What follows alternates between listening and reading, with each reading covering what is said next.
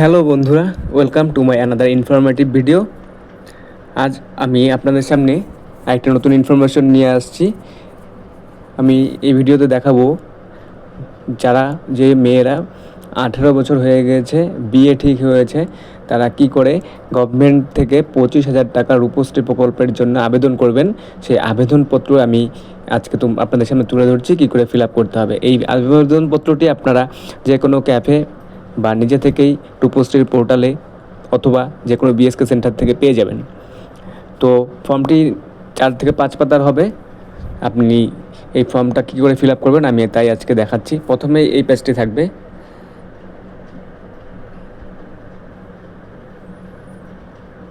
এর প্রথমে উপরে থাকবে আপনার নাম, যেটা আপনার ব্যাংকের খাতায় রয়েছে, যে স্পেলিং রয়েছে সেই স্পেলিংই লিখতে হবে এখানে।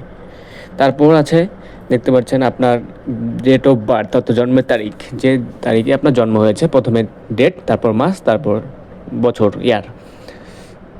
তার পাশেই থাকছে প্রপোজ ডেট অফ ম্যারেজ, আপনার প্রস্তাবিত বিবাহের তারিখ, কোন তারিখে আপনার বিয়ে হচ্ছে, ডেট, মাস আর বছর। তার পাশেই আপনার কালার পাসপোর্ট সাইজ ফটোগ্রাফ।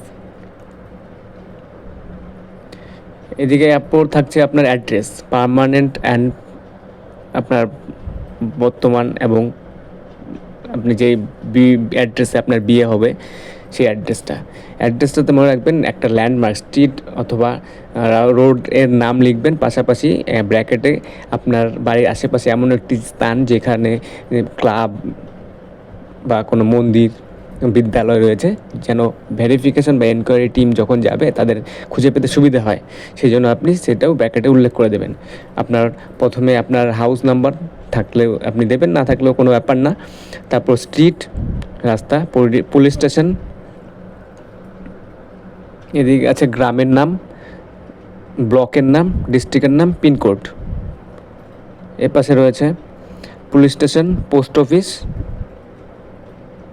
তারপর থাকছে আপনার মায়ের নাম, আপনার বাবার নাম এবং কারেন্ট অ্যাড্রেস। আশা করি একই হবে, পার্মানেন্ট অ্যান্ড কারেন্ট অ্যাড্রেস একই হওয়ার কথা। অনেক ক্ষেত্রে যদি চেঞ্জ থাকে তাহলে সেটা আপনি আলাদা করে লিখতে পারবেন, একই।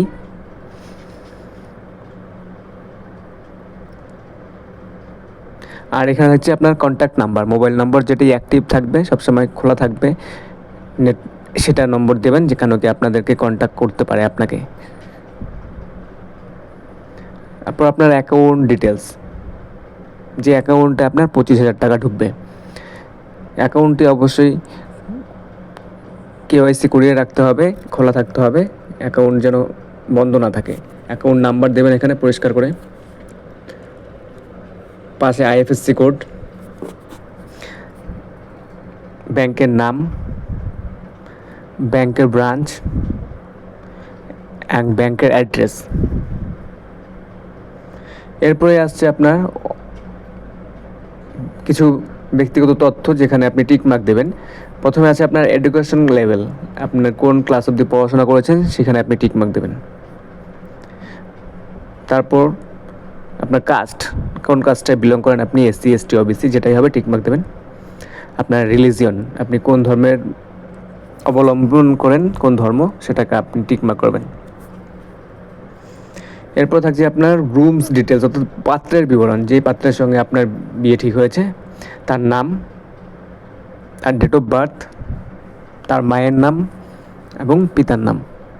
ডান পাশে রয়েছে colour passport size photograph of groom, পাত্রের রঙিন পাসপোর্ট সাইজ ছবি দেবেন।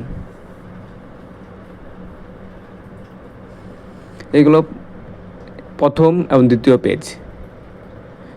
এরপর তৃতীয় পেজে আছে address, current and permanent address, পাত্রের যে ঠিকানা আছে সেটা একইভাবে লিখবেন। House number, street, police station, post office, GP, block, pin code, district. একদিকে থাকছে কারেন্ট অ্যাড্রেস, একদিকে থাকছে পার্মানেন্ট অ্যাড্রেস, একই হয় সাধারণত।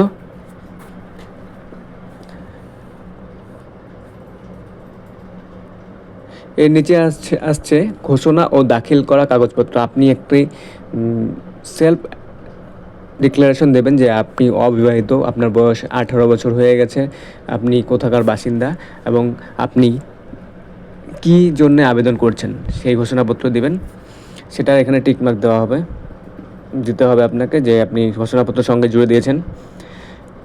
আর আপনার বয়সের প্রমাণপত্র হিসেবে কী দিয়েছেন, 18 বছর হয়ে গেছে সেই জন্য আপনি বার্থ সার্টিফিকেট, ভোটার কার্ড, আধার কার্ড, প্যান কার্ড, মাধ্যমিক অ্যাডমিট কার্ড যে কোনো একটা দিতে পারেন। এখানে টিকমার্ক দিয়ে দেবেন আপনার ডকুমেন্টস কোনগুলো সাবমিট করেছেন। এখানে আছে আমার নিজের নামে একটি সচল ব্যাঙ্ক অ্যাকাউন্ট আছে, টিকমার্ক দিয়ে দেবেন। প্রুফ অফ ম্যারেজ প্রুফ হিসেবে আপনি আপনার বিয়ের কার্ড দিতে পারেন, বা রেজিস্ট্রেশনের, বিয়ের যে রেজিস্ট্রেশন হয় সেই রেজিস্ট্রেশনের একটা কাগজ কপি জেরক্স দিতে পারেন। তারপর আছে আপনার এখানে টিকমার্ক দিয়ে দেবেন সেলফ ঘোষণাপত্র, আপনি যে ঘোষণাপত্রটি জমা দিচ্ছেন সাথে সেটাই আপনি এখানে টিকমার্ক দিয়ে দিচ্ছেন।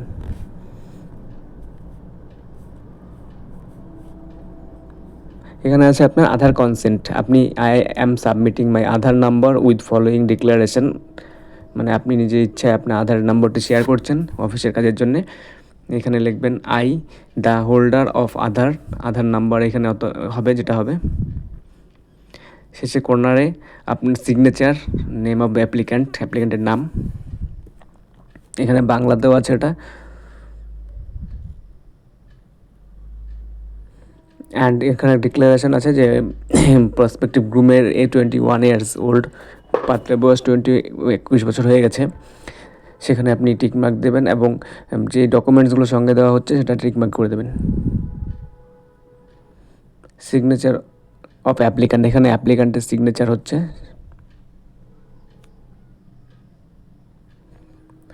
আর এই পেজটা খুব ভাইটাল পেজ, এখানে আপনার 5 জন সাক্ষীকে তার নাম, উইটনেস নেম অ্যান্ড অ্যাড্রেস, তাদের নাম হবে 5 জনের পরপর, সাক্ষী 5 জন, তাদেরকে অফিস থেকে ভেরিফিকেশনের জন্য কল করতে পারে বা ডেকে নিতে পারে যে সত্যি আপনার বিয়ে হচ্ছে কিনা, তাদের নাম এদিকে এবং তার address, contact number and signature এদিকে। আর এই পেজে আপনার কিছু করার নেই, অফিসে ইনকোয়ারি করার বাকিটা।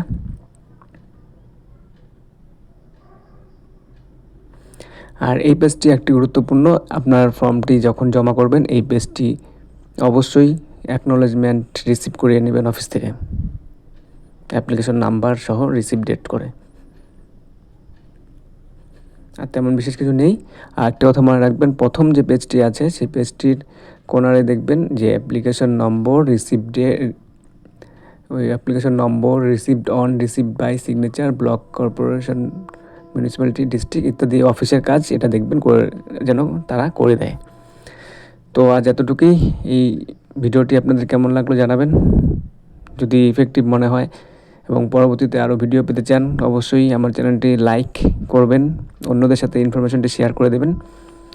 অসংখ্য ধন্যবাদ। Thank you for watching my video.